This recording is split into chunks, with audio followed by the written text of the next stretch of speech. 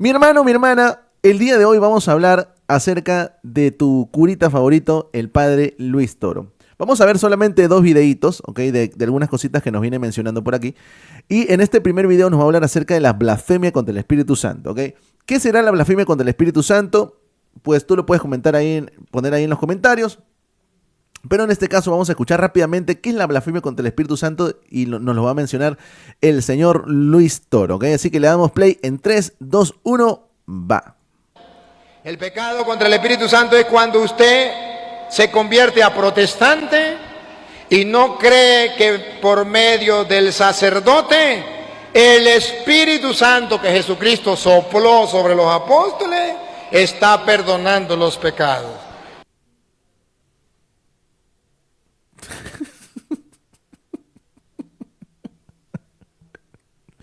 ¿Qué cosa es el pecado imperdonable? ¿Qué cosa es el pecado contra el Espíritu Santo, Luis Toro? El pecado contra el Espíritu Santo es cuando usted se convierte a protestante.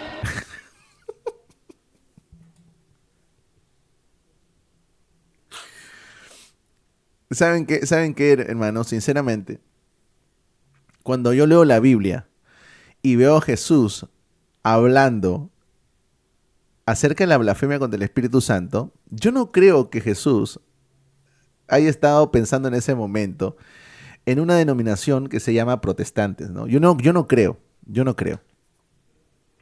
Pero bueno, según el señor Luis Toro, la blasfemia contra el Espíritu Santo comienza con algo, ¿no? En primer lugar, hacerse protestante, ¿ya? Pero no solamente hacerse protestante, sino que además también lo siguiente. Y no cree que por medio del sacerdote el Espíritu Santo que Jesucristo sopló sobre los apóstoles está perdonando los pecados. Pero, a ver, ¿de dónde saca el Señor esto? O sea, eso es algo que nosotros tenemos que responder. ¿De dónde saca el señor Luis Toro que la blasfemia contra el Espíritu Santo o el pecado contra el Espíritu Santo tiene que ver con, en primer lugar, ser protestante y en segundo lugar, con el hecho de no creer que Dios perdona los pecados por medio de los sacerdotes, como los sacerdotes católicos, como él lo está diciendo? ¿Dónde dice eso? ¿Lo dirá en alguna parte de las Escrituras? ¿Dónde lo dice? ¿De dónde lo saca? ¿Cómo lo está? Y si lo saca de la Biblia, ¿cómo lo está interpretando? Entonces, hermanos, miren, vamos a comenzar diciendo y dejando claro algo. El señor Luis Toro es de las personas que más ustedes van a ver que tuercen las Escrituras. Yo no sé cómo los amigos católicos, bueno, no todos, porque hay que reconocer que algunos católicos se alejan completamente de lo que enseña Luis Toro, pero cómo hay algunos católicos que lo tienen a Luis Toro como un héroe, porque lo tienen como un héroe. Y Luis Toro está tan lleno de orgullo que él es capaz de pararse en un escenario y decir que ningún protestante lo ha refutado. Ningún protestante lo ha refutado. Entonces, hermanos, cuando tú escuchas argumentos como lo que estás escuchando en este momento de lo que dice el señor Luis Toro, la verdad es que solamente te queda reírte. O sea, de verdad, muchas veces a nosotros se nos acusa de ser burlones, de ser... A ver, pero ¿cómo no te vas a reír de esta ridiculez? ¿Cómo no te vas a reír de esta bestialidad? Entonces ahora la blasfemia contra el Espíritu Santo tiene que ver con el hecho de ser protestante o de hacerte protestante y de no creer que Dios te puede perdonar por medio de los sacerdotes. ¿Dónde dice eso en las Escrituras? ¿Dónde lo dice? Vamos a seguir escuchando, ¿ya? Por eso termina diciendo, a quienes no se lo perdone, es decir, a los protestantes que no creen en la confesión, que no creen que el Espíritu Santo está perdonando a través del sacerdote, le quedarán sin perdonar. Ese es el pecado contra el Espíritu Santo que no será perdonado. No porque Dios no tenga poder, sino porque el protestante no se quiso confesar.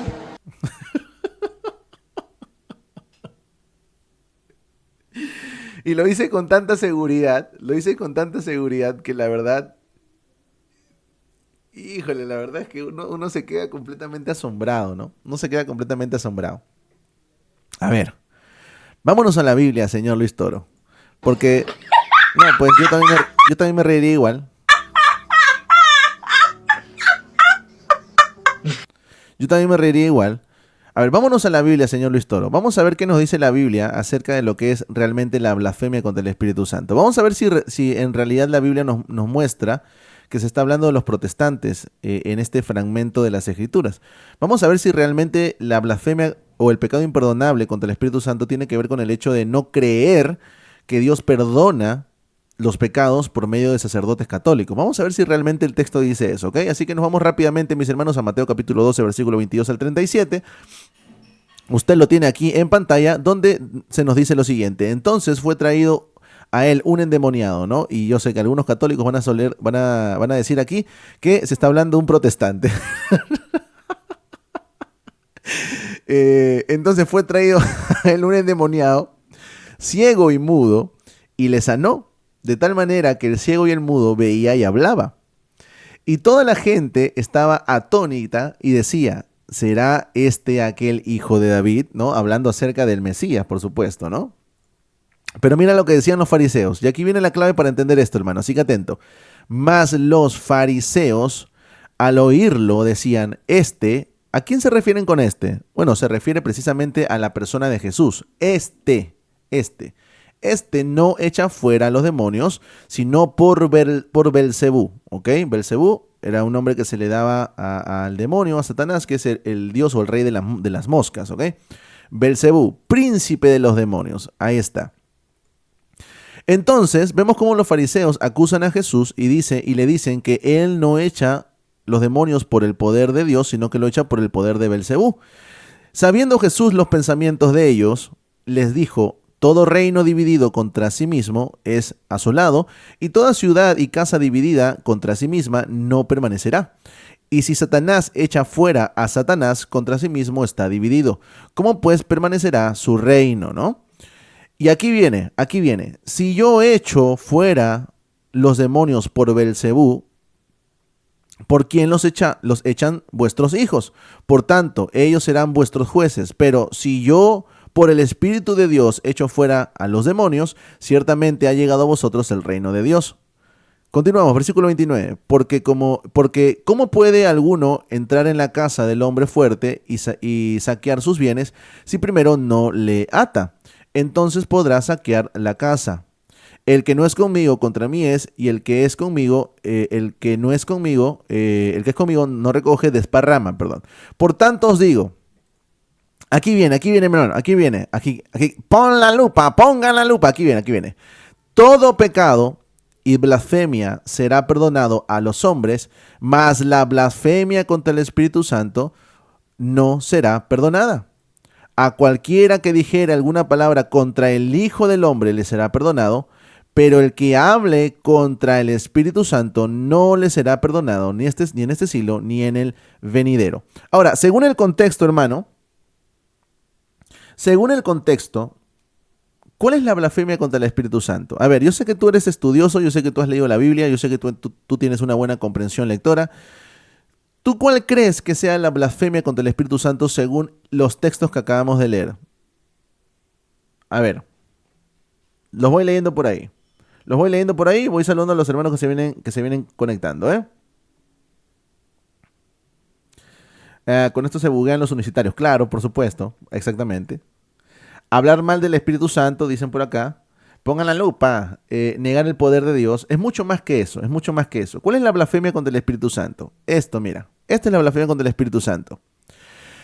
Decir que no Eder, no Azuero, no Luis Minaya, no la hermana Laura, no la hermana Mons Rojas, no Josué, sino ¿quién? Jesús, Jesús.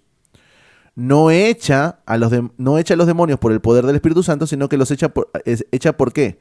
Por Belcebú, el príncipe de los demonios. Esa es la blasfemia contra el Espíritu Santo. Decir que Jesús no echaba a los demonios por el poder del Espíritu de Dios, sino que los echaba por Belcebú, el príncipe de los demonios. Esa es la blasfemia contra el Espíritu Santo. Yo sé que algunos hermanos pueden decir, ok, hermano, pero yo he escuchado que la blasfemia contra el Espíritu Santo tiene que ver con el hecho de no creer en Jesús. Ok, o de rechazar a Jesús. Ese no podría ser el pecado imperdonable, porque en realidad a muchos de nosotros se nos predicó el evangelio en algún momento y muchos de nosotros lo rechazamos y decidimos no creer en Jesús. Si ese fuera el pecado imperdonable, entonces, ¿qué hacemos aquí? Ya no tendríamos perdón. Entonces, la blasfemia contra el Espíritu Santo no puede ser no creer en Jesús o rechazar el mensaje del Evangelio o rechazar a Jesús. No podría ser ese el pecado imperdonable. Según el contexto que nos está mostrando la Escritura, la blasfemia contra el Espíritu Santo tiene que ver con la declaración de ¿quiénes? De los fariseos. ¿Ok? Te lo voy a señalar por aquí también. Lo que dicen los fariseos, esa es la blasfemia contra el Espíritu Santo. ¿Qué es lo que dicen? Jesús, no echa fuera a los demonios, sino por Belcebú. Entonces, cuando ellos atribuían o decían que Jesús no echaba a los demonios por el poder del Espíritu Santo, sino que los echaba por el poder de Belcebú, entonces ellos estaban atribuyendo el poder no al Espíritu de Dios, sino que lo estaba atribuyendo ¿a quién? A Belcebú. Esa es la blasfemia contra el Espíritu Santo. Ahora, ¿esto tiene que ver algo con lo que nos viene mencionando el señor Luis Toro? Tiene que ver algo con el hecho de que, con lo que él dice, ¿no? De hacerte protestante y no creer que Dios puede perdonar los pecados por medio de los sacerdotes. ¿Tiene algo que ver, hermanos? No tiene nada que ver. No tiene nada que ver. La declaración de los fariseos no tiene nada que ver. ¿Ok? Cualquiera que hable contra el Espíritu Santo, es decir, esto, que se le quita el poder o se le atribuye el poder al Espíritu Santo y se lo da a Belcebú, ¿ok? Eso es hablar en contra del Espíritu Santo. Esto no será perdonado ni en este siglo ni en el venidero, ¿no? Entonces, el contexto claramente nos está mostrando cuál es la blasfemia contra el Espíritu Santo. Ahora, la pregunta que algunos nos están diciendo por aquí, como Alex, dice, pero ¿cómo se explica hoy? Personalmente, hermanos, creo que la blasfemia contra el Espíritu Santo ya no se puede dar el día de hoy. Hermano, pero yo conozco muchas personas que dicen que ciertas sanidades o cuestiones que suceden, ¿no? Y muchas cosas las atribuyen, dicen que son por el poder de Satanás, que los hace el demonio. Ok, pero aquí hay algo importante. Aquí hay algo importante. Que en el contexto, ¿quién está relacionado en el contexto? A ver, mira, te lo voy a señalar ya. Te lo voy a señalar para que me digas quién está en este contexto cuando se atribuye este poder no al Espíritu Santo, sino a los demonios. ¿Quién está en ese contexto? Ah, muy bien, los hermanos son muy inteligentes. Por aquí Tere lo está comentando. Está involucrado la persona de Cristo. Es decir, esto no lo está haciendo un apóstol. Esto no lo está haciendo un apóstol. Esto no lo está haciendo algún hermano, ¿no? Aquí se está mostrando claramente la persona de Jesús. Cuando Jesús hace milagros, como liberar a este endemoniado, y se le dice a Jesús, tú no echas a los demonios por el poder del Espíritu Santo, sino que lo echas por el poder de Belcebú, eso es blasfemia contra el Espíritu Santo. Pero ¿quién está en el asunto? Está Jesús. Está Jesús. Jesús en su ministerio terrenal estaba echando fuera demonios, y precisamente esa declaración no solamente atenta contra el ministerio de Jesús, sino que atenta también contra el poder del Espíritu Santo que obraba también por medio del Señor Jesucristo. Pregunta, ¿Jesús está desarrollando su ministerio público el día de hoy? Esa es mi pregunta para ustedes. ¿Jesús está desarrollando su ministerio público el día de hoy? La respuesta es obvia. Ya no lo está desarrollando. Ya Él no está físicamente con nosotros aquí en la tierra. Él ya no está desarrollando un ministerio público. Por ende, esta declaración, donde se le incluye a Él, porque la declaración va dirigida principalmente a Él, no se puede dar el día de hoy. Por eso es que, al menos mi postura, es que el día de hoy no se puede realizar la blasfemia contra el Espíritu Santo. ¿Por qué? Porque Jesús ya no está desarrollando su ministerio público. Ya no se puede eso, ¿ok? Muy bien, entonces vamos a continuar. Pero el punto central aquí es el siguiente, mis hermanos. El punto central aquí es el siguiente. Lo que nos muestra estos versos tiene algo que ver con lo que nos está diciendo el señor Luis Toro. Tiene algo que ver con lo que nos está mencionando por aquí el señor Luis Toro, de que el pecado imperdonable es hacerte protestante y creer que Dios no puede perdonar a los hombres por medio de los sacerdotes? ¿Será que tiene algo que ver esto? No tiene nada que ver, hermano. No tiene nada que ver. ¿Qué dicen por acá? Eder, pero dice en el venidero, no, porque está hablando de que no será perdonado. Nada más, mira. Una vez que se cometió la blasfemia, como en este caso lo habían cometido los fariseos, este pecado que habían cometido los fariseos no será perdonado ni en este siglo ni en el venidero. Eso es todo lo que te quiere decir. ¿Por qué? Porque si bien la Biblia muestra a los fariseos dando esta declaración, no significa que en ese momento, mientras Jesús desarrollaba su ministerio público, no haya habido otras personas que pensaban exactamente igual que los fariseos. ¿Sí se me entiende? Entonces, pudieron, aunque la Biblia no lo registra, pudieron haber otras personas que pensaban igual que los fariseos, ¿ok? Que Jesús no echaba a los demonios por el poder del Espíritu Santo, sino que lo hacía por el poder de Belcebú. Entonces, a todas estas personas que cometieron precisamente este pecado de atribuir a Satanás las obras hechas por el Espíritu Santo en el ministerio de Cristo, ese pecado no será perdonado ni en este siglo ni en el venidero. Ahora, aquí se está utilizando una expresión coloquial de la época. O sea, cuando se dice ni en este siglo ni en el venidero, simplemente te está queriendo decir nunca, no será perdonado nunca. Eso es lo que te está queriendo decir. Así como, por ejemplo, la Biblia utiliza, por ejemplo, esta expresión de los siglos de los siglos para dar a entender un siempre. Sí se me entiende, ¿cierto? Por ejemplo, si tú lees la Biblia, si lees Apocalipsis, por ejemplo, se utiliza mucho, en muchas partes se utiliza los siglos de los siglos. ¿Pero qué significa o qué quiere decir los siglos de los siglos? Siempre, eso es lo que te quiere dar a entender. Bueno, lo mismo sucede aquí. Cuando te dice ni en este siglo ni en el venidero, te está diciendo simplemente que nunca va a ser perdonado. Nunca. ¿Ok? Así ellos se arrepientan o traten de corregirse, ese pecado en particular nunca va a ser perdonado. Eso es lo que te quiere decir esa expresión. ¿Muy bien? Correcto, así es. Muy bien, entonces vamos a continuar para no irnos del tema. Entonces, tiene algo que ver lo que dice la Biblia con lo que nos está mencionando por aquí el señor Luis Toro. No tiene nada que ver, hermano. Nada. O sea, el tipo ni siquiera se acerca por lo menos un poquito a lo que realmente el texto quiere decir. No tiene nada que ver. Pero de verdad, hermano, ese rostro que ustedes están viendo en ese momento es una persona manipuladora. Es el rostro de una persona que sabe que está mintiendo y a pesar de eso se la da de canchero. Por eso yo le digo, a mí me sorprende cuando yo encuentro a ciertos católicos que tienen como héroe, ¿no? A Luis Toro. Porque el tipo es simplemente mentiroso, el tipo simplemente es un sofista, ¿no? Está utilizando ciertas partes de la Escritura, como en este caso el pecado del Espíritu Santo, para torcerlo completamente y decir que el pecado imperdonable es que tú te hagas protestante, y encima creas que Dios no puede perdonar a los hombres por medio de sacerdotes. No tiene nada que ver. No tiene nada que ver con lo que en realidad nos dice la Escritura. ¿Ok? Lo vamos a escuchar una vez más para los hermanos que quizás no lo vieron, ¿ya?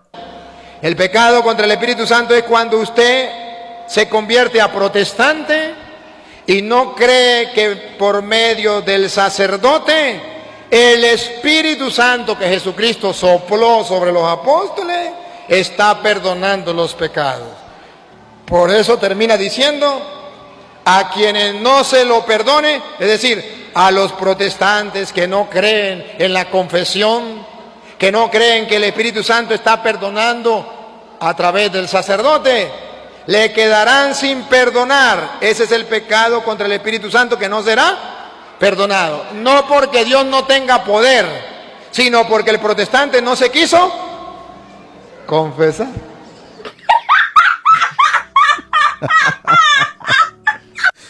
Nada que ver, hermano, nada que ver. Y te das cuenta que mezcla dos porciones de la Escritura que están hablando de cosas completamente diferentes. Completamente diferentes. O sea, los contextos son completamente diferentes, pero él hace una mezcolanza, ¿no? Y en realidad lo que hace Luis Toro es tratar simplemente de complacer a su público. O sea, Luis Toro no quiere, a Luis Toro no le interesa mostrar la verdad. Él no quiere la verdad. Lo que quiere Luis Toro es complacer a su público católico de cómo ver o de ver cómo él refuta a los protestantes. Eso es lo que él hace. Eso es lo que él hace. Pero claramente una persona que estudia las escrituras, alguien que lee realmente las escrituras en su contexto, obviamente no se va a tragar las locuras del señor Luis Toro, pues, ¿no? Pero bueno, no solamente tenemos este video, tenemos por aquí otro. Por aquí tenemos otro donde él va a defender el sacerdocio que él tiene, ¿ok? Así que vamos a prestar atención rápidamente y vamos a irlo comentando poco a poco, ¿ok? Yo quiero hacerle una pregunta a Luis Toro.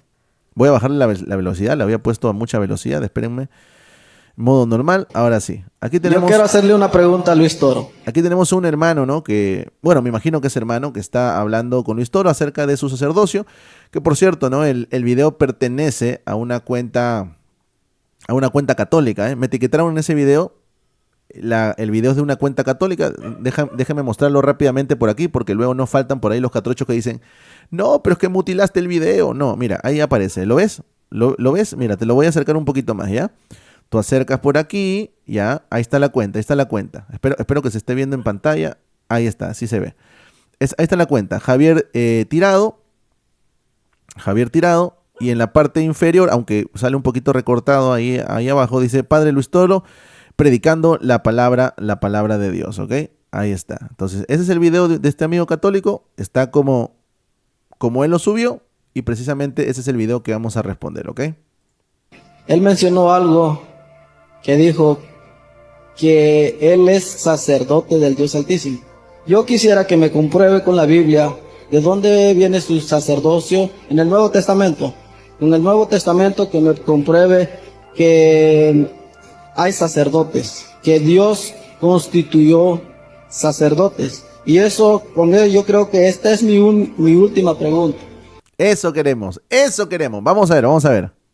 Que me compruebe con la Biblia de dónde vienen sus sacerdotes. Bueno, vamos a pedirle nosotros también lo mismo, ¿ya? Sí, queremos que nos demuestre de dónde proviene su sacerdocio, señor Luis Toro. Eso queremos. Con mucho gusto. Así me encanta. Que Luis Toro solamente debate o dialoga en frente de su público nomás. El tipo es sumamente egocentrista, o sea, el tipo le gustan los aplausos. Así es que me encanta a mí. Y que sepa el mundo entero que no es pelear. Observe lo hermoso que es hacer una pregunta y responder una pregunta con las Sagradas Escrituras. Listo. Así de sencillo. Bueno, vamos a ver si lo responde con las Escrituras, ¿ya? Mire, hermano, es que su nombre, me perdona usted, pero es que no me acuerdo su nombre. ¿Cómo que llama? Adonías. Querido hermano Adonías, si yo se lo digo con palabras mías de yo.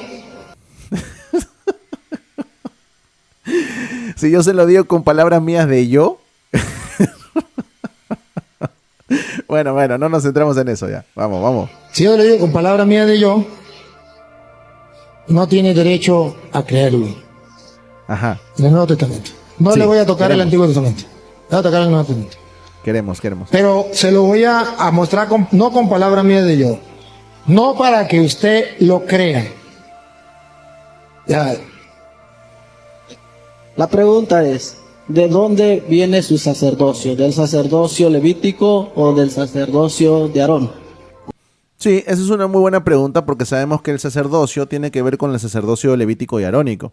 Vamos a ver qué nos dice Luis Toro por acá. O que me compruebe con el Nuevo Testamento. ¿Ese? Ni levítico ni de Aarón, para que esté claro. Ni levítico ni arónico. Ok, muy bien. Yo quiero una cosa. Mi explicación no va a ser para que usted la crea. Si la cree, dijo Pablo al rey, ¿se acuerda? Ojalá que la creyera. Lo que le dijo, por poco. Ya, esto, hermano, lo que tú estás viendo aquí ya es manipulación. Ya, lo que tú estás viendo aquí en este momento es manipulación. ¿Por qué? Porque con esto, obviamente, la gente se va a emocionar mucho más. ¿Ok? La gente va a estar mucho más de su lado. ¿Por qué? Porque está poniendo un énfasis excesivo en que se convenzan con la palabra, y en ese punto no es el problema. El problema es que luego, para convencernos con la palabra, va a tomar un versículo completamente aislado de su contexto y que supuestamente valía su punto. Pero como vamos a comprobar el día de hoy, lo que él va a leer en este momento no comprueba para nada y no aprueba para nada lo que él viene diciendo acerca de su sacerdocio. Diga. Espere a ver si este hombre es de palabra. Si es palabra de Dios, sí lo creo, pero dentro del contexto, no sacado un versículo fuera de su contexto. ¿Escucharon? ¿Escucharon al hermano? ¿Escucharon o no? ¿O no escucharon? Claro, si es palabra de Dios en su contexto, ¿ok? No sacado de él. No sacado de él. Ahora, noten cómo Luis Toro no te va a hablar acerca del contexto. No, él no va a decir eso. Él no va a decir, sí, te voy a responder con un versículo, te voy a explicar su contexto para que entiendas bien. Mira lo que él va a decir. Ajá, palabra de hombre que lo cree. Lo creo. Si lo muestro en la Biblia. Sí, señor. No, señor, es que no solamente es que nos muestres en la Biblia. Por eso, hermanos, tienen que ser muy hábiles con este tipo de personas. Tienen que ser muy hábiles y muy despiertos. No solamente nos muestres en la Biblia. Explícame en la Biblia el texto que vas a tomar en su contexto. Porque demostrarme en la Biblia, pues hasta los mormones y los testigos de Jehová me van a mostrar cosas en la Biblia. No solamente en la Biblia. Muéstrame el contexto del versículo que me vas a citar. Eso es lo que queremos. Vamos a ver si tiene palabra de hombre. Lo condiciona. Vamos a ver si tiene palabra de hombre. Lo condiciona. A ver. Así es que me encanta a mí. A ver. Primero, ni él sabe qué es ser sacerdote, ni yo sé qué es sacerdote. Nadie sabe. La Biblia lo sabe. Como él no me permite que le toque el Antiguo Testamento, le voy a tocar el Nuevo. A ver. Voy a buscarle, según la Biblia, que dice que es el sacerdote. No qué dice él, ni qué digo yo. Ojo. Mira la habilidad de este sujeto. Mira la habilidad de este sujeto. Para comenzar, él no preguntó qué es un sacerdote. No, él dijo un versículo que demuestre tu sacerdocio. ¿Se dan cuenta cómo tuerce la petición? No queremos un versículo que nos muestre qué cosa es un sacerdote. Que por cierto, ni eso lo va a mostrar, porque va a mostrar otra cosa. Queremos que nos muestre un versículo que valide tu sacerdocio. Exactamente, por supuesto, es que es un sofista de primera. Es un sofista de primera. Y es tan sutil que muchas veces uno no se da cuenta. Porque aquí no se trata de creerle a él ni a mí. Aquí se trata de la palabra de Dios. Primero se hace necesario que sepamos qué es el sacerdote, para que no nos caigamos a mentiras. Y después que ya sepamos qué es el sacerdote, qué hace el sacerdote, entonces yo le puedo comprobar de dónde vengo yo, mi sacerdocio, de dónde viene. Ok, te la compro. Vamos a comprársela, ¿ya? Vamos a comprársela. Ok, vamos a ver primero qué es un sacerdote y luego que nos compruebe, que por cierto, no, obviamente el video no está completo porque no lo corté yo, lo repito, sino el amigo católico que subió el video. Él supuestamente con eso va a validar también luego su sacerdocio, ¿no? A ver, pero es que si vamos a trabajar de esa manera, pues creo yo que vamos a llegar a una conclusión completamente equivocada. Porque si basta ver la función sacerdotal para luego yo decir, entonces según eso, si yo hago lo mismo, entonces soy un sacerdote, podríamos también dar un montón de ejemplos con respecto a otras cosas. Un montón de otras cosas. Por ejemplo, mira, te voy a decir algo. ¿Cuántos de nosotros tocamos algún instrumento? A ver, ¿pueden por ahí escribir los hermanos que tocan algún instrumento? Solamente para que se entienda más o menos lo que estoy diciendo, ¿ya? Por ahí Azuero me dice que sí, Josué también dice que sí. Yo toco también algún instrumento, yo canto un poquito nada más. hay varios hermanos que, hay bateros, hay bateros, hay bateristas, guitarra, muy bien, perfecto. Tocamos algún instrumento, perfecto. Pregunta, ¿el hecho de que tú toques algún instrumento te hace salmista?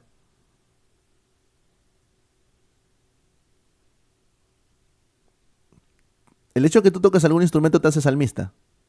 Ah, no, no. Exactamente, exactamente. Entonces, el hecho de que él nos mencione las cosas que hace o que hacía un sacerdote, no necesariamente lo va a validar a él como un sacerdote si es que él hace cosas similares. Que por cierto, ¿no? Obviamente lo que él hace como sacerdote no tiene ninguna validez a la luz de las escrituras. Pero vamos a ir rápidamente con respecto a las cosas que nos viene comentando, ¿ok? Y vamos a ver ahora sí los versículos bíblicos, hermano, y los versículos bíblicos para... Yo no sé por cómo la verdad los católicos como Luis Toro pueden avalarse de lo que dice Hebreos, que es el libro al cual va a recurrir con respecto a su sacerdocio, cuando en realidad Hebreos refuta completamente la idea de sacerdotes como la tiene la Iglesia Católica Romana. Pero vamos a escuchar, ¿ya? ¿De acuerdo? ¿Qué es el sacerdote? Hebreos, Nuevo Testamento. Nuevo Testamento. Hebreos, capítulo 5, versículo 1. Hebreos, capítulo 5, versículo 1. ¿Qué es el sacerdote? ¿Qué es? A ver. Todo sumo sacerdote es elegido. Pregunta. ¿Captaron ya dónde está otra vez el sofisma, sí o no? ¿Captaron ya dónde está el sofisma? Por si hay hermanos que no saben, un sofisma es postular una mentira como verdad. Eso es un sofisma, ¿ok? Postular una mentira como verdad. ¿Captaron ya dónde está el engaño? A ver, ¿dónde está? A ver, dígame, hermanos, dígame. ¿Dónde está el sofisma? ¿Dónde está la mentira? En este pequeño fragmento ya. ¿Dónde está? No, pues en el video, yo sé que está en el video. Yo sé que está en el video. Pero ¿dónde está el truquito? ¿Dónde está la trampa aquí?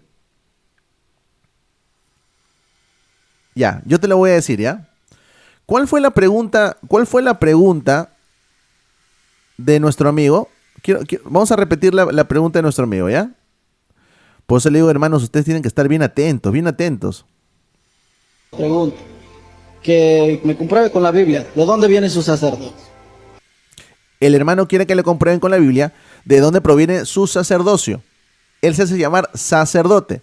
Luego Luis Toro nos va a decir lo primero. Primero, ni él sabe qué es ser sacerdote, ni yo sé qué es sacerdote. Nadie sabe. Muy bien, entonces Luis Toro nos va a explicar qué cosa es un sacerdote, ¿ok? Pero el versículo que nos está leyendo, que es Hebreos capítulo, lo voy a mostrar desde ya para que lo vayas entendiendo. Hebreos capítulo 5, versículo 1, ¿nos está hablando de un sacerdote o nos está hablando del sumo sacerdote? A ver, tú me dices, ¿ya? Para que veas cómo esas pequeñas cositas que a veces pasamos por alto, son precisamente la clave para desmontar las mentiras y los sofismas de estos sujetos. ¿Está hablando el versículo de un sacerdote o está hablando del sumo sacerdote? Hermano, ¿hay diferencia? Claro, hermano, hay diferencia. Por supuesto que hay diferencia. Una cosa es un sacerdote y otra cosa es el sumo sacerdote. ¿De qué nos está hablando el versículo? ¿El versículo nos está hablando de un sacerdote? No, nos está hablando del sumo sacerdote. Hermano, no entiendo la diferencia. ¿Cuál es la diferencia entre un sacerdote y el sumo sacerdote? Mira, te lo voy a decir claramente por aquí, ¿ya? Si tú te vas ahí mismo a Hebreos capítulo 9, versículos 6 al 7, vas a leer lo siguiente. Hebreos capítulo 9, versículos 6 al 7 dice: así dispuestas estas cosas en la primera parte del tabernáculo, ok, ahorita les voy a mostrar una imagen para que lo entiendan mucho mejor, ok. En la primera parte del tabernáculo, que recuerden que el tabernáculo tenía dos cámaras, en la primera parte del tabernáculo entran los... aquí sí se mencionan los sacerdotes, ¿no? Ahí está, aquí entran los sacerdotes continuamente para cumplir los oficios del culto. Pero en la segunda parte, solo entra ¿quién?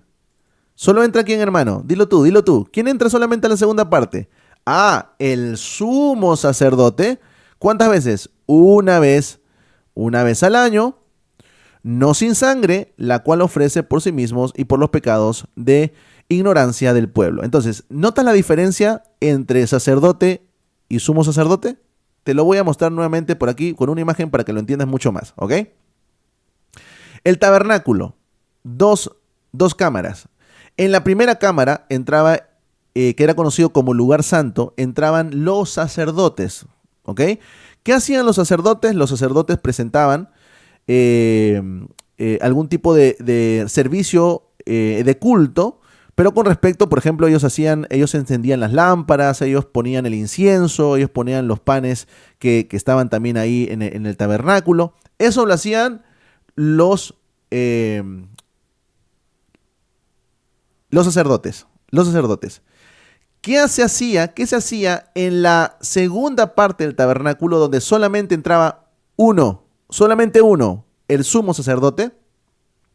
Entraba el sumo sacerdote una vez al año en el día de la expiación, conocido como Yom Kippur, para ofrecer un sacrificio cruento delante de Dios a favor del pueblo. ¿Cuántas veces hacía eso? Una sola vez al año. ¿Ok? Pregunta. Si nosotros nos vamos aquí al versículo que está mostrando, o que nos citó Luis Toro, que es Hebreos capítulo 5, versículo 1. Pregunta, ¿está hablando de los sacerdotes o está hablando del sumo sacerdote? A ver, ustedes me dicen. ¿Está hablando del sacerdote? ¿Está hablando del sacerdote? ¿O está hablando del sumo sacerdote? Está hablando del sumo sacerdote, ¿no? Entonces, Luis Toro ya de por sí no podría tomar este versículo. No podría tomar este versículo. Porque él tiene que hablarnos de su sacerdocio. Él no es sumo sacerdote, él es sacerdote, según él. Según él es sacerdote. No, él no es sumo sacerdote. ¿Ok? Porque si él quiere tomar la figura del sumo sacerdote, como lo que nos está hablando aquí, Hebreos capítulo 5, versículo 1, entonces él podría presentar sacrificios solamente una vez al año. No cada vez que hace confesiones. ¿Se dan cuenta? Si él realmente quisiera tomar la figura del sumo sacerdote, él podría oficiar sacrificios por el pueblo solamente una vez al año. Pero eso no lo hace. Él no lo hace una vez al año, ¿no? Que además lo que él presenta no es nada en realidad, ¿no? Pero bueno, vamos a seguir comentando por aquí. Y seguimos leyendo Hebreos capítulo 5, versículo 1. Dice, porque todo sumo sacerdote tomado de entre los hombres, es constituido a favor de los hombres en lo que a Dios se refiere, ¿no? Eso es lo que va a decir por aquí el señor Luis Toro, ¿ya? Vamos a escucharlo nuevamente. A favor de ellos. Elegido entre los hombres. Ahora vamos a ver la tarea. Siga. Y constituido a favor de ellos. Constituido a favor de ellos. ¿Cómo? Vamos a ver. Pongan la lupa para ver cuál es la función del sacerdote. Dale. Para presentar ante Dios. Para presentar, ese es el sacerdote. El que presenta ante Dios ofrendas y sacrificios por los pecados. Ese es un sacerdote. No, señor, ese no es un sacerdote, ese es un sumo sacerdote. ¿Te das cuenta cómo Luis Toro cambia las cosas? No, en el lugar santísimo no entraban todos los sacerdotes, solamente entraba uno, el sumo sacerdote, nada más, una vez al año, en Yom Kippur.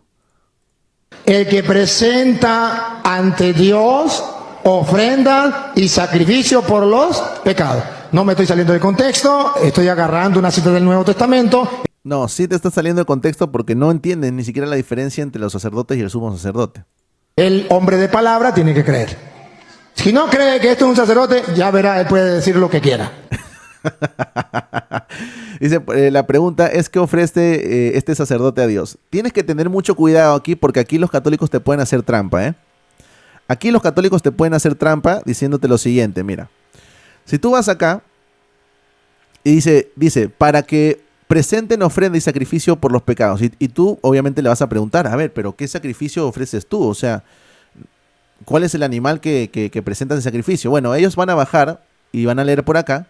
Van a leer el versículo 7 y que dice lo siguiente. Y Cristo, en los días de su carne, ofreció ruegos y súplicas con gran clamor y lágrimas. Y aquí ya te están haciendo la trampa. Ya ves, mira, si Cristo ofreció ruegos y súplicas con gran clamor y lágrimas, entonces el sumo sacerdote o el sacerdote también puede ofrecer exactamente lo mismo. No es necesario que haya un animal. Entonces te van a hacer una trampilla por ahí, ¿ok? Pero en realidad, mis hermanos, cuando aquí el capítulo 5, versículo 1, te habla del sumo sacerdote, ¿de qué sumo sacerdote te está hablando? Te estará hablando de personas que son constituidas como sumo sacerdote en el nuevo pacto, o te está hablando del sumo sacerdote según el orden arónico y levítico. ¿Dónde? Este sumo sacerdote, repito, este sumo sacerdote que se menciona en Hebreos capítulo 5, que dice, porque todo sumo sacerdote tomado de entre los hombres es constituido a favor de los hombres, en lo que a Dios se refiere, se está mencionando con respecto a ¿qué? ¿Al nuevo pacto o al antiguo pacto? A ver, díganme ustedes, ¿es con respecto al nuevo pacto o al antiguo pacto? ¿Es con respecto al pacto de gracia o es con respecto a lo que se menciona acerca de la ley? ¿Con respecto a qué es? Claro, por supuesto, tiene que ver con el antiguo. ¿Por qué? Porque si tomamos en cuenta el nuevo, en el nuevo ya no se toma sumo sacerdote de entre los hombres, sino que ¿quién? ¿Quién es constituido nuestro sumo sacerdote en el nuevo pacto? ¿Quién es constituido sumo sacerdote en el nuevo pacto? Y vas a retroceder solamente un capítulo. Mira, hermano, te vas a ir a Hebreos capítulo 4, te vas a ir a la parte final. Ya cuando el catrocho te saque el capítulo 5 de Hebreos, ya tú te vas a ir solamente un capítulo anterior. En la parte final, en el versículo 14 dice, mira lo que dice, Jesús el gran sumo sacerdote. Ya dice, por tanto, teniendo un gran, no muchos, ojo aquí. Por eso no puedes pasar por alto esta expresión, sumo sacerdote, no solamente sacerdote, sumo sacerdote, ¿ok? Dice, por tanto, teniendo ¿cuántos? ¿Muchos o solamente uno? A ver, hermano, tú respóndeme ahí, ¿teniendo cuántos? ¿Muchos o solamente uno? No, nosotros tenemos solamente uno, un gran sumo sacerdote que traspasó los cielos, Jesús el Hijo de Dios. Retengamos nuestra profesión, ¿no? Tenemos un solo, único y gran sumo sacerdote, aquel que traspasó los cielos, Jesús, el Hijo de Dios. Eso es en cuanto al nuevo pacto. Nosotros tenemos solamente un sumo sacerdote. Entonces, ¿cómo Luis Toro quiere hablar del capítulo 5, versículo 1, donde se menciona el sumo sacerdote, si en el capítulo anterior ya te está diciendo que hoy solamente tenemos un gran sumo sacerdote, que es Jesús, el Hijo de Dios? ¿Cómo? Ya, por eso precisamente es que les estoy mencionando que tienen que tomar en cuenta el contexto. El contexto, hermanos, el contexto no solamente se limita al mismo capítulo 5 en este caso. No, el contexto tiene que ver con todo lo que dice la carta también. Ustedes recuerden, bueno, en este caso no sabemos si es una carta o una homilía, muchos dicen que Hebreos es una homilía, pero se toma en cuenta el contexto de todo lo que nos menciona el libro. Todo Hebreos tenemos que realmente entender para saber lo que se está mencionando acerca del sumo sacerdote. Entonces dice lo siguiente, porque no tenemos un sumo sacerdote que no pueda compadecerse de nuestras debilidades, sino uno que fue tentado en todo según nuestra semejanza, pero sin pecado. ¿Quién es ese único sumo sacerdote? Jesús. En el nuevo pacto tenemos solamente un sumo sacerdote, que es Jesús. Hermano, tú vas a seguir leyendo, sigue leyendo, vete a Hebreos capítulo 7, vas a bajar, ¿ok? Y dice lo siguiente en el versículo 15, y esto es aún más manifiesto, si a semejanza de Melquisedec se levanta muchos sacerdotes distintos. ¿Eso dice? Mira, hermano, para que veas cómo Hebreos pacatea, los revienta a los catrochos, de verdad. Lo vamos a leer otra vez, ¿ya? Y esto es aún más manifiesto, si a semejanza de Melquisedec. ¿Por qué? Porque obviamente Luis Toro te va a decir, no, nosotros no venimos de Aarón y no venimos tampoco de Leví. No, nosotros no tenemos un sacerdocio ni arónico ni levítico. Te va a decir, nosotros tenemos un sacerdocio según Melquisedec. Ah, ya, vamos a ver qué dice precisamente la Escritura con respecto a Melquisedec. Y esto es aún más manifiesto si a semejanza de Melquisedec se levanta muchos sacerdotes distintos. ¿Eso dice? No, ¿no? ¿Cuántos dice? Uno. Solamente uno. ¿Ok? Se levanta un sacerdote distinto. ¿Ok?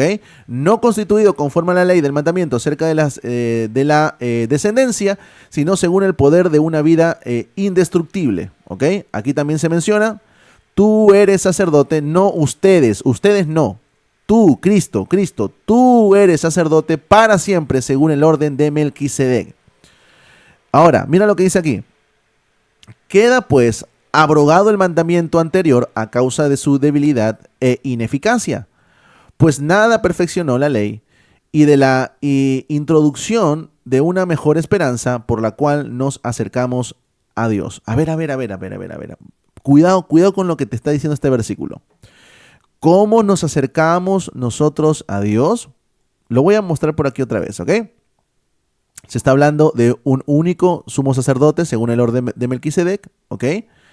Y que este sacerdote nos da ¿qué? Nos da una mejor esperanza por la cual nos acercamos a Dios.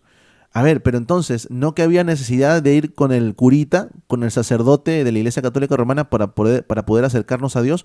Usted no necesita ir a un curita, hermano. Usted no necesita ir a un curita, a un sacerdote.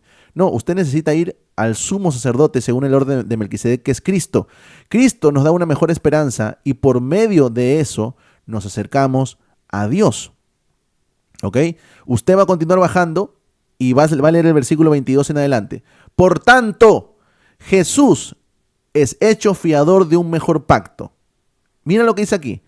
Y los otros sacerdotes, llegando a ser muchos, como los de la Iglesia Católica Romana, debido a que por la muerte no podían continuar, mas por cuanto permanece para siempre, tiene un sacerdocio inmutable, por lo cual puede también salvar perpetuamente a los que por él, mira la pacateada, hermano, que está metiendo la Biblia aquí, por él, ¿quién es él? Cristo, a los que por él se acercan, ¿a quién? ¿A quién, hermano? Dilo tú. ¿A quién nos acercamos? O mejor dicho, ¿por quién nos acercamos nosotros a Dios? A ver, escríbelo ahí en los comentarios, por favor. Escríbelo ahí en los comentarios y dime, ¿por quién nos acercamos nosotros a Dios? ¿Por el curita? ¿Por el curita nos acercamos a Dios? No, hermano. Nosotros nos acercamos a Dios por Cristo, por lo cual también puede salvar perpetuamente a los que por él se acercan a Dios. Usted no necesita acercarse a Dios por medio de María. No, usted no necesita acercarse a Dios por medio de un santo. No, usted necesita a Cristo para acercarse a Dios. La Biblia es muy clara. Versículo 26. Porque tal sumo sacerdote nos convenía. A ver, vamos a ver cómo es ese sumo sacerdote, porque ya que Luis Toro nos está hablando aquí en Hebreos capítulo 5, versículo 1, el de la función del sumo sacerdote y del sumo sacerdote como tal, vamos a ver cómo es en realidad este sumo sacerdote. Santo, inocente, sin mancha, apartado de los pecados y hecho más sublime que los cielos. Pregunta, ¿Luis Toro tiene esa descripción? Díganme. Porque si Luis Toro está queriendo avalar su sacerdocio utilizando Hebreos capítulo 5, ¿ok? Según el nuevo pacto, se nos está diciendo que tenemos un solo sumo sacerdote y este sumo sacerdote tiene estas descripciones. Pregunta, ¿Luis Toro tiene esta descripción? Él es santo, él es inocente, él es sin mancha, él es apartado de los pecados y él fue hecho más sublime que los cielos. ¿Él? ¿En serio? No, pues hermano, por favor. Dice que no tiene necesidad cada día ¿como quiénes? Como aquellos sumos sacerdotes de ofrecer primero sacrificio por sus propios pecados y luego por los del pueblo. A ver. El sumo sacerdote en el antiguo pacto ofrecía sacrificio por él también, ¿sí o no? Claro, por supuesto que sí. Los sacerdotes católicos ofrecen también o piden perdón por ellos mismos también, ¿sí o no? O ofrecen algo por ellos mismos también, ¿sí o no? Claro, por supuesto que no. Ellos no se consideran santos. Ellos no se consideran impecables. Entonces, esa es la diferencia, hermano. Porque esto hizo una vez y para siempre ofreciéndose a sí mismo. Porque la ley constituye sumos sacerdotes a débiles hombres. Mira, hermano, ¿cuál es la característica de la ley? ¿Cuál es la característica de la ley? ¿Qué cosa constituye la ley? Esaú es sumo sacerdote. ¿Cuál es la característica de la ley? La ley constituye sumos sacerdotes ¿a quiénes? A débiles hombres. ¿No es lo que vemos precisamente aquí? ¿O me va a decir Luis Toro que no es un débil hombre? La ley se caracterizaba por constituir sumos sacerdotes a débiles hombres. ¿Será así en el nuevo pacto? No, pues hermano, porque si te está diciendo esto, es porque está haciendo un contraste. Está haciendo un claro contraste. La ley constituye sumos sacerdotes a débiles hombres, por ende se entiende que en el nuevo pacto ya no se constituye como sumos sacerdotes a débiles hombres. Dice, pero la palabra del juramento posterior a la ley, al Hijo. ¿Ves el cambio? ¿Ves el contraste? La ley constituye sumos sacerdotes a débiles hombres, pero la palabra posterior a la ley, ¿a quién? ¿A quién constituye? Al Hijo, a Jesucristo. Jesucristo, que no es un débil hombre, hecho perfecto para siempre. ¿Te das cuenta cómo en realidad Hebreos revienta completamente el argumento de Luis Toro? ¿Te das cuenta cómo revienta, aniquila, elimina, deshace el argumento de Luis Toro? No, señor. Si van a tomar, como en el caso de Luis Toro, Hebreos capítulo 5, versículo 1, para hablarnos del sumo sacerdote, y eso lo quieren extrapolar al sacerdocio que hay en la Iglesia Católica Romana, entonces, papá, tienes que tomar también en cuenta esto, pues. Porque la ley constituye a sumos sacerdotes a débiles hombres. Pero en el nuevo pacto, que es posterior a la ley, ya no a débiles hombres, sino ¿a quién? Al Hijo, hecho perfecto para siempre. No es difícil entender, hermano. No es complicado entender. Entonces, el contexto de lo que vemos en Hebreos refuta completamente el sacerdocio que tiene la Iglesia Católica Romana. Vamos a continuar, ¿ya? Estamos ahora en Hebreos capítulo 9. Usted va a bajar por acá, va a bajar un poquito más. Vamos a leer el versículo 24 en adelante. Dice, porque no entró Cristo en el santuario hecho de manos, figura del verdadero, sino en el cielo. ¿Ok? ¿Para qué? Para presentarse ahora por nosotros ante Dios y no para ofrecer muchas veces. ¿Sabes qué más refuta el libro de Hebreos? Aparte del sacerdocio que tiene la Iglesia Católica Romana, refuta la práctica de la misa que ellos tienen. Porque ellos en la misa ofrecen a Cristo de manera repetitiva. Para ellos la misa es una actualización del sacrificio de Cristo. ¿O no lo es, hermano? Claro que lo es. Es una actualización del sacrificio de Cristo. Pero a mí la palabra del Señor me dice que Cristo se presenta por nosotros o se presentó por nosotros delante de Dios para ofrecerse una sola vez, no para ofrecerse, mira, lo he puesto en rojo incluso, no para ofrecerse muchas veces.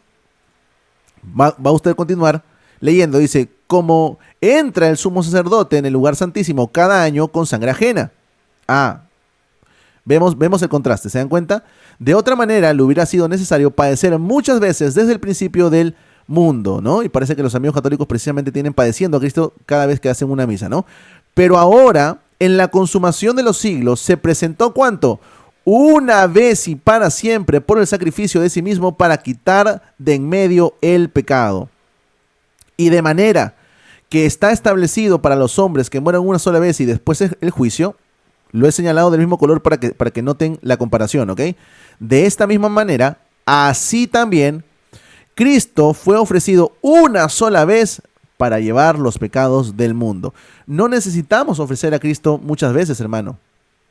No necesitamos ofrecer a Cristo. Cristo no necesita ser ofrecido muchas veces. Ya Cristo se ofreció una sola vez y para siempre. Entonces, lo que nos está diciendo por aquí el señor Luis Toro acerca de su sacerdocio, ¿tiene lógica alguna, hermano? ¿Está respetando el texto? ¿Está respetando el contexto? Claro que no, hermano. Porque Hebreos, si usted lee completamente el libro de Hebreos no valida en ningún momento el sacerdocio que tiene la Iglesia Católica Romana.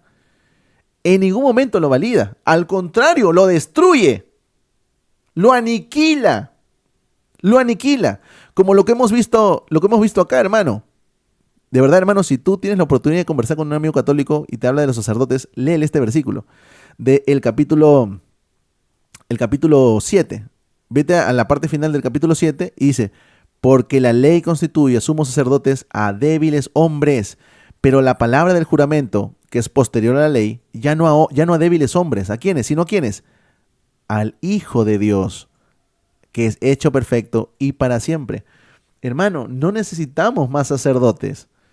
No necesitamos sacerdotes porque tenemos un sumo sacerdote que es santo, inocente, sin mancha, apartado de los pecados y hecho más sublime que el cielo. ¿Quién es ese?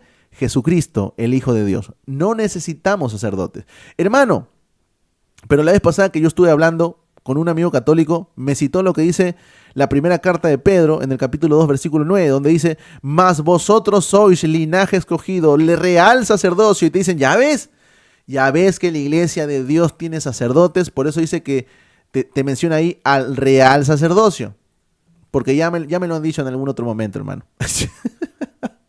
Ya me lo han dicho en algún otro momento, pero hermano, si estas personas se quieren ir por ahí, van a salir también completamente pacateados, van a salir completamente refutados. ¿Por qué? Porque para comenzar, el versículo está hablando solamente de un grupo específico que va a ser sacerdote, que es mencionado como real sacerdocio, o está hablando de todos los hijos del Señor. A ver, ustedes me lo comentan por ahí, ¿eh? Ustedes me lo comentan. Este versículo en la primera carta de Pedro, en el capítulo 2, me está hablando de un grupo específico que es real sacerdocio, o me está hablando de todo el pueblo de Dios como real sacerdocio. Exactamente, nuevamente el contexto. El contexto. ¿Cuál es el contexto? A ver, ustedes me van a decir, ¿ya? Cuando el versículo nos dice, por eso dice, mas vosotros sois linaje escogido, nación santa, pueblo adquirido por Dios, se está refiriendo a todo el cuerpo de Cristo, ¿sí o no? A ver, ustedes me dicen, ¿eh? Ustedes me dicen. Hay versiones que lo ponen de esa manera, es cierto. Hay versiones que lo ponen como un reino de sacerdotes. Ok, por eso les digo. Pero si lo quieren llevar por ese lado, quiero saber, ¿el versículo está hablando de un grupo específico, un grupo dentro de la iglesia que va a ser sacerdote, o está hablando de toda la iglesia? Pues está hablando de toda la iglesia, hermano. Está hablando de toda la iglesia. ¿Cuál es el pueblo adquirido por Dios? La iglesia. La iglesia es el pueblo adquirido por Dios. Toda la iglesia. Entonces, si aquí se está hablando de toda la iglesia, del pueblo adquirido por Dios, si se está hablando de ese pueblo adquirido por Dios, que es nación santa, ese pueblo escogido por Dios, o adquirido por Dios, que es nación santa, es linaje escogido. ¿Qué también es ese pueblo adquirido por Dios? ¿No es también real sacerdocio? Todos nosotros todos nosotros, todos aquellos que somos pueblo del Señor, todos aquellos que somos nación santa, todos aquellos que somos pueblo adquirido por Dios, linaje escogido, todos nosotros somos ese real sacerdocio. No somos sumos sacerdotes, ¿eh? No somos sumos sacerdotes, porque sumos sacerdotes solamente hay uno. En el nuevo pacto solamente hay uno, Cristo. Pero nosotros somos real sacerdocio. ¿Por qué? Porque nosotros también, mejor dicho, también realizamos labores de culto. Por ejemplo, hermano, cuando tú le presentas al Señor tu vida, ¿no? Te presentas a ti mismo como un sacrificio vivo, santo y agradable delante de Dios. ¿Estás rindiendo culto, sí o no? A ver, tú me dices, ¿ah? Tú me dices, cuando te presentas a ti mismo como un sacrificio vivo, santo y agradable delante de Dios, ¿eso es rendir culto, sí o no? Claro, por supuesto, lo dice el mismo primer versículo del capítulo 12 de la carta a los Romanos. Por supuesto. Cuando tú levantas tu voz y le cantas al Señor, ¿estás presentando culto, sí o no? Claro, por supuesto. En ese sentido, nosotros somos real sacerdocio, porque nosotros les presentamos servicio y culto al Dios de los cielos. ¿Sí se entiende? Entonces, no es difícil entender. Si hay personas que quieren tomar este versículo para validar los sacerdotes de la Iglesia Católica Romana, entonces, sencillo amigo, tendrías a toda la iglesia siendo un curita. Sencillo. Sencillo. ¿Por qué? Porque el versículo de la primera carta de Pedro, en el capítulo 2, nos está hablando de toda la iglesia. No hay manera en la que puedan tomar ese versículo de esa forma. Porque si no, toda la iglesia sería curitas. Y no creo que ellos quieran aceptar eso, ¿no? Es sencillo entender. Ahora, hermano, lo que te dice el amigo Luis Toro y los catrochos en general, ¿no? No, pero es que tú tienes que ir al cura, tú tienes que ir al sacerdote para que Dios te perdone por medio de él. Ah, ya. Tengo que ir al cura, al sacerdote, para que Dios me perdone por medio de él. Ah, por ahí está mencionando Joel Moody, también dice, en Éxodo capítulo 19, versículos 5 al 6, se menciona lo mismo para hablar del sacerdocio común del pueblo. Exactamente, ¿no? Se distingue del sacerdocio levita, precisamente, tienes toda la razón, mi hermano. Entonces, ¿es necesario que nosotros vayamos al curita, al sacerdote, según la Iglesia Católica Romana, para que Dios pueda perdonarnos? ¿En serio? ¿Necesito ser perdonado a través de un sacerdote? A ver, tú vas a agarrar este versículo, vas a agarrar Mateo capítulo 6, versículo 9 al 13, y le vas a decir, amigo católico, ¿te parece que oremos? O le dice, ya, se lo dices en su lenguaje, ya, ¿te parece que recemos el Padre Nuestro? Así le vas a decir, ya. Amigo, ¿te parece si rezamos el Padre Nuestro? Ok, muy bien. El católico te va a decir, sí, vamos a rezar el Padre Nuestro. Muy bien. Vamos a rezar el Padre Nuestro. Padre nuestro que estás en los cielos, santificado sea tu nombre. Venga tu reino. Hágase, Señor, tu voluntad, así en la tierra como en el cielo. Danos hoy el pan nuestro de cada día. Y aquí le lees y le pones énfasis, ¿eh? Y perdona nuestras deudas. A ver, y ahí lo paras. Espérate. Pero ¿cómo que perdonas nuestras deudas? ¿Cómo que perdonas nuestras ofensas? Si ¿tú eres cura? Ah, vamos a llamar a un cura. Espérate, no podemos decir esto, no podemos decir esto. Vamos a llamar a un sacerdote primero. No podemos decir el Padre Nuestro, no podemos rezar el Padre Nuestro si no tenemos un sacerdote, pues. Es que te das cuenta, hermano, ¿te das cuenta? No, hermano, mira lo que te dice el Padre Nuestro, de verdad es que lo dicen tantas veces ellos y no se dan cuenta, pues. Señor, perdona nuestras deudas. Si tú te vas a ver una Biblia interlineal, te vas a dar cuenta que esa palabra deudas se está refiriendo al pecado, se está refiriendo a las ofensas hacia Dios. Perdónanos nuestros pecados, perdónanos nuestras deudas, perdónanos nuestras ofensas. Perdónanos, Señor, así como también nosotros hemos perdonado a nuestros deudores, aquellos que nos ofendieron, aquellos que quizás se burlaron de nosotros, nos insultaron. Así, Señor, como nosotros perdonamos a ellos, por favor, tú también perdona nuestras deudas. Pregunta, ¿dónde está el curita aquí? ¿Dónde está el sacerdote? ¿Dónde aparece el sacerdote aquí? ¿Dónde aparece? ¿Aparece? No aparece, ¿no? Y si no aparece, entonces, ¿por qué Jesús me dice que tengo que orar así? ¿Por qué Jesús me dice que tengo que orar así si aquí no hay ningún sacerdote?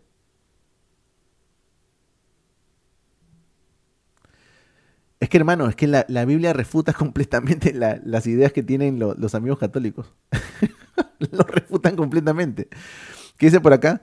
No la lean, mi mamá era catrocha y fanática de todo, pero nunca leía la Biblia. Bueno, precisamente es necesario que se lea la Biblia, ¿no?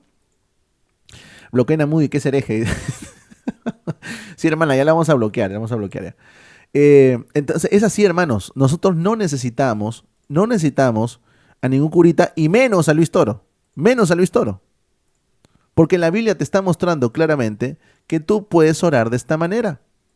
Padre nuestro que estás en los cielos, todo lo que sigue, perdona nuestras deudas, perdona mis ofensas, Padre. Perdona mis pecados, Padre. ¿Dónde está el curita? El curita ni aparece, ¿no? Como también nosotros hemos perdonado a nuestros deudores, y no nos metas en tentación, mas líbranos del mal, porque tuyo es el reino, el poder y la gloria, para siempre, jamás. Amén. Eso es lo que dice la Escritura. ¿Necesitamos un curita? No necesitamos un curita. Así que la pregunta que le hace por aquí nuestro amigo, no sé si será hermano, porque puede ser de otra religión, pero es sumamente válida, ¿no? ¿De dónde viene su sacerdote? Con mucho gusto. Así me encanta. Así es que me encanta a mí. Y que ¿Cómo le encanta, señor Luis Toro? Le encanta torcer las escrituras, eso es lo que le encanta. sepa el mundo entero que no es pelear. Observe lo hermoso que es hacer una pregunta y responder una pregunta con las Sagradas Escrituras. Con las Sagradas Escrituras. Quizá así. El pecado contra el Espíritu Santo es cuando usted se convierte a protestante y no cree que por medio del sacerdote el Espíritu Santo que Jesucristo sopló sobre los apóstoles está perdonando los pecados. Por eso termina diciendo, a quienes no se lo perdone, es decir, a los protestantes que no creen en la confesión, que no creen que el Espíritu Santo está perdonando a través del sacerdote, le quedarán sin perdonar. Ese es el pecado contra el Espíritu Santo que no será perdonado. Bueno, entonces, vamos a decirle a todos los catrochos que cuando lean el Padre Nuestro o cuando recen el Padre Nuestro, que en realidad pues es una oración, cuando recen el Padre Nuestro y digan, Padre, perdónanos todas nuestras ofensas, vamos a decirle, no, amigo, esa parte de la oración, esa parte del rezo, vuélala, ¿ya? Elimínala. ¿Sabes por qué? Porque no tenemos ningún curita aquí y no se te pueden perdonar tus pecados. No se te pueden perdonar tus pecados. ¿Qué haces pidiéndole tú a Dios? Padre, perdona nuestras deudas, perdona nuestras ofensas, perdona nuestros pecados? Si según nuestro amigo Luis Toro, ¿ok? Se tiene que perdonar a los hombres por medio de los sacerdotes. Perdonar, ese es el pecado contra el Espíritu Santo que no el Espíritu Santo está perdonando a través del sacerdote. Y aquí no aparece el sacerdote, pues entonces esta petición de perdona nuestras deudas está por las puras, o sea, vale papaya. Vale papaya, hermanos, o sea, vale un cacahuate. ¿Por qué? Porque no hay un sacerdote, pues obviamente. Así que me parece de verdad bastante risible, me parece bastante gracioso que los amigos católicos, repitiendo tantas veces el Padre Nuestro, no se den cuenta que aquí están pidiendo precisamente perdón a Dios y no lo están haciendo por medio de un sacerdote. No lo están haciendo por medio de un sacerdote. Y lo repiten tantas veces y no se dan cuenta, hermano. No se dan cuenta. Con Cristo me basta confesar mis pecados al Padre. Correcto, exactamente, así es. De verdad que qué terrible, ¿no? Escuchar cómo se tuerce la palabra del Señor y escuchar a Luis Toro. Lo vamos a escuchar una última vez ya. Una última vez y vamos terminando el tema del día de hoy. El pecado contra el Espíritu Santo es cuando usted se convierte a protestante y no cree que por medio del sacerdote el Espíritu Santo que Jesucristo sopló sobre los apóstoles está perdonando los pecados. Por eso termina diciendo, a quienes no se lo perdone, es decir, a los protestantes que no creen en la confesión. Es decir, a los protestantes, pero... Ay, Dios mío, pero ¿será que el autor en ese momento está pensando, no, sí, yo voy a poner esto porque sé que van a interpretar lo siguiente, los protestantes que no creen en... que no creen que el Espíritu Santo está perdonando a través del sacerdote, le quedarán sin perdonar. Ese es el pecado contra el Espíritu Santo que no será perdonado. No porque Dios no tenga poder, sino porque el protestante no se quiso confesar.